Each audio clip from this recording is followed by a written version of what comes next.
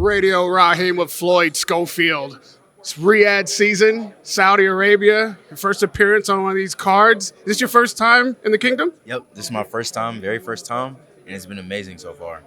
How long have you been here? About 3 weeks almost, going on 3 weeks. Okay, okay. I think going on 3.5 or 4. Yeah, I've been here a long time. You see, you've already made it home.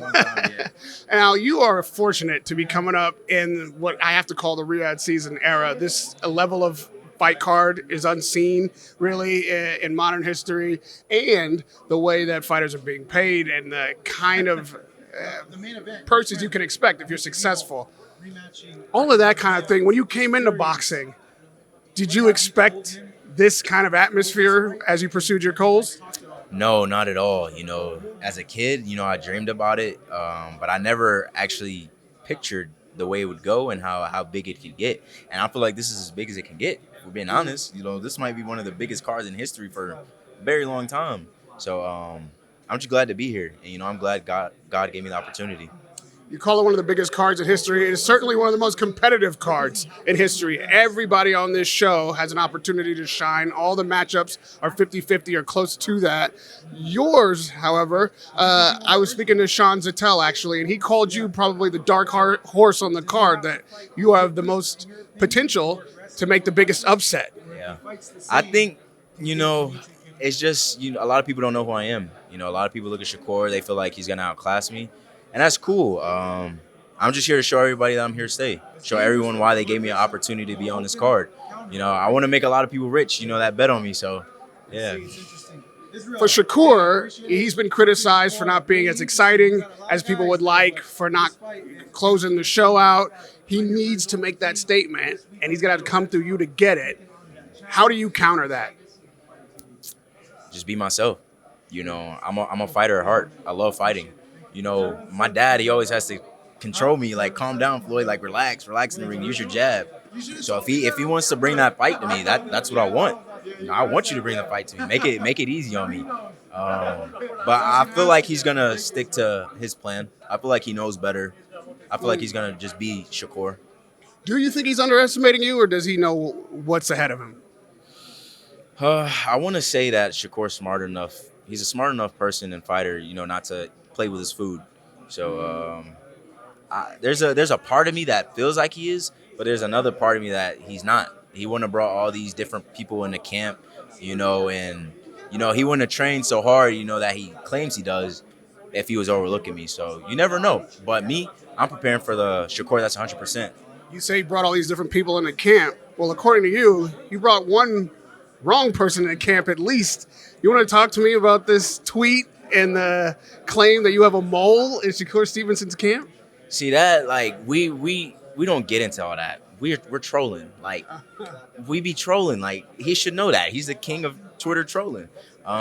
We had a couple of things in camp that was like what the hell? But we got past that. It didn't affect nothing of our training.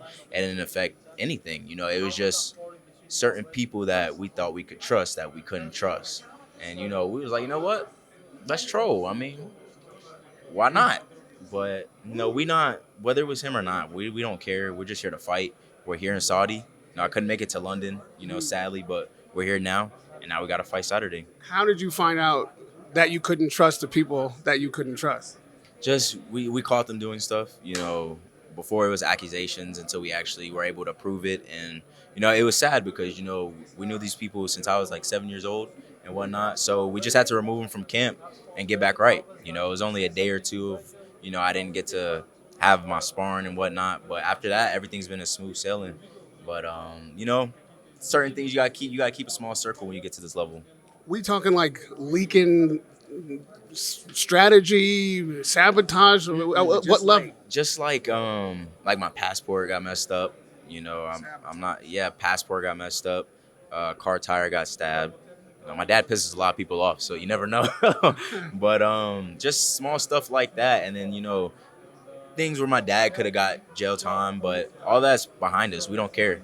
We're not saying it was Shakur. We having fun with everything.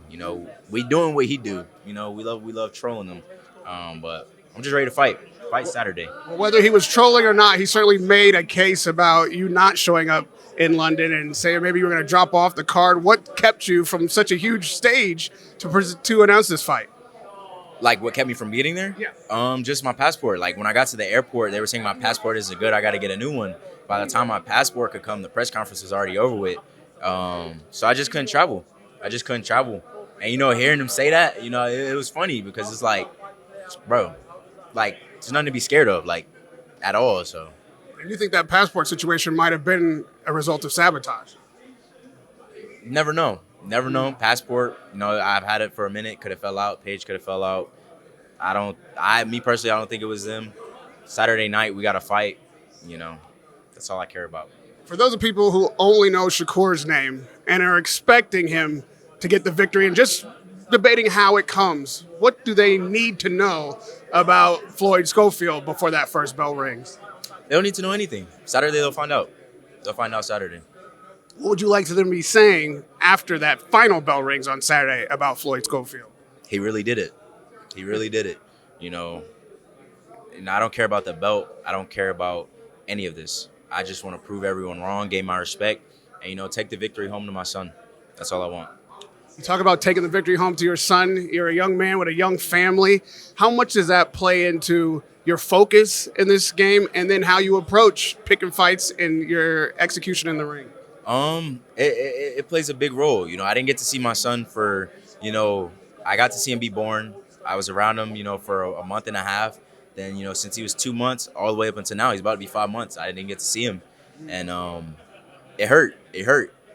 And it just motivated me even more. I got something to bring home to my son if I just focus. And that's what gave me my focus. Me seeing his face on FaceTime every day, look him in his eyes. I don't want to disappoint him. That's what I'm fighting for Saturday. I don't care about the money. I don't care about the belt. I want my son to be like, my dad did something in life. So it's very important. And that's going to be a very hard thing to do because I'm fighting for my son. When you look at Shakur Stevenson in the eyes, what do you see? A brat. I ain't gonna lie. I ain't gonna lie. I was doing an interview, so he walks by, he flips me off. I just stick out my tongue. Bro, I've been here. Like, I've seen people do that. Like, all that doesn't faze me. Saturday, we got to fight, and it's that. How does the fight end? With me deciding I'm in a knockout. Me not a knockout, or I want his grandfather to just be crying and stop the fight.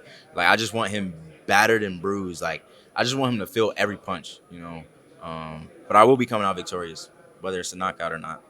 Lastly, you just described a pretty vicious ending to this fight.